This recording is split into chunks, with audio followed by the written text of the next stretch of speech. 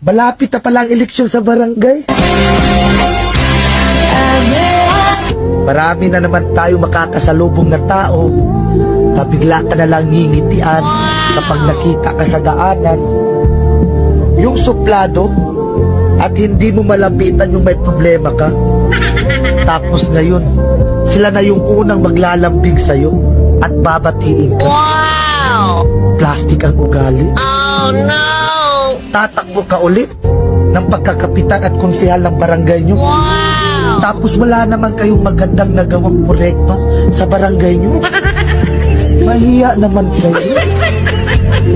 Tapos magtatanong kayo kung ilang buntante sa isang bahay. Pero nung panahon ng pandemic at ayuda, isang ayuda lang sa isang bahay. Tapos kung mamalasin ka pa, wala ka pang makukuha na ayuda kapag kalaban mo pa ang tagalista.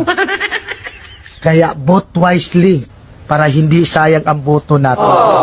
Tandaan nyo, sa ating boto, nakasalalay ang panalo ng isang kandidato. Wow! Kung may magtatangka sa'yo magbigay ng pera, sabihin mo, minimum 1,000.